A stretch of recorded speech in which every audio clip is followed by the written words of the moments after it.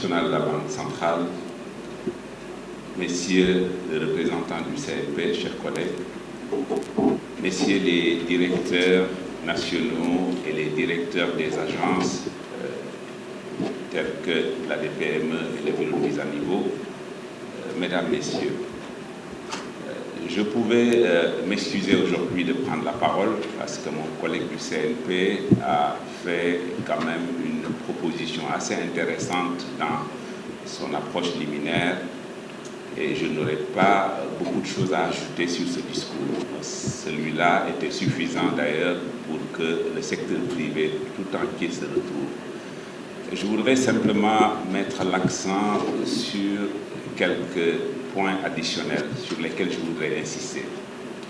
Le premier, c'est de dire, Monsieur le ministre, que j'ai senti en vous quelqu'un de très réactif. En tout cas, chaque fois que je vous ai saisi, j'ai eu immédiatement une réaction assez rapide et positive par rapport aux problèmes qui sont posés.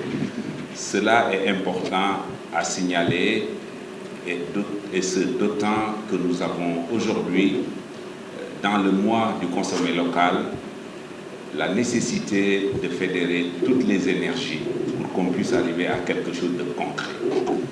J'insiste sur ce point parce que depuis les indépendances, nous avons tout écrit, nous avons tout dit.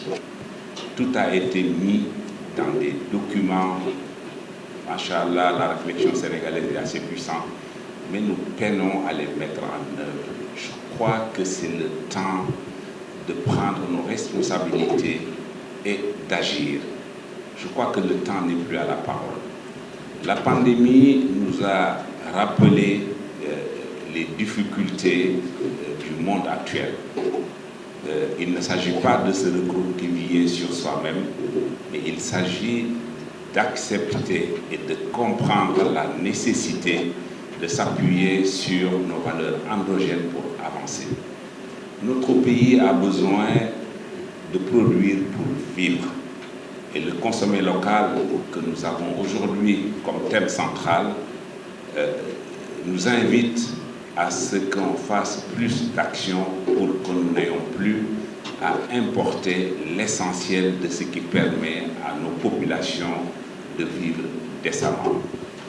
Pour cela, c'est vrai, le financement est un élément extrêmement important. Mais le financement, c'est au bout du processus de maturation des projets. Il faudrait que l'on soit beaucoup plus créatifs. Il faudrait que nous soyons beaucoup plus solidaires et unis. Et je commencerai par faire une profession de foi envers mes compatriotes du secteur privé pour dire qu'il est temps qu'on arrive à faire une union des patronats.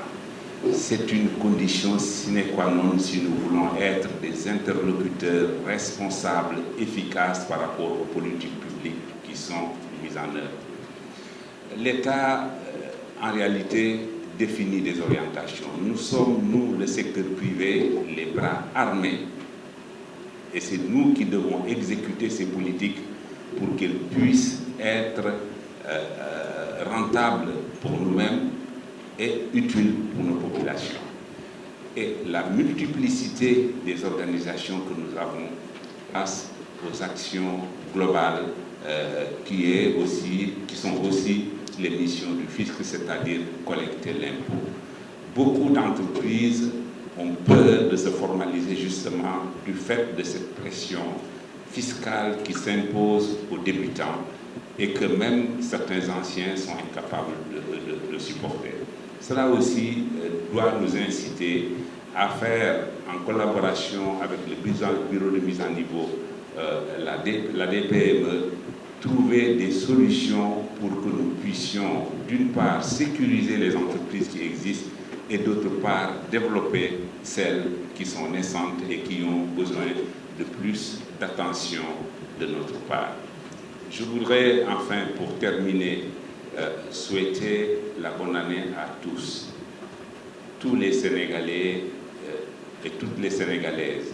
Dire que nous sommes dans un espace d'abord économique important qui est l'UEMOA, en plus de la CEDEAO et que nous allons indiscutablement vers la ZLECAf. Si nous n'arrivons pas au stade actuel à nous fédérer de manière effective pour résister et avoir nos parts de marché dans notre espace économique immédiat, il serait illusoire de penser que nous pourrions faire le poids quand l'Afrique sera un marché unique. Bonne année à tous. Je vous remercie de votre attention.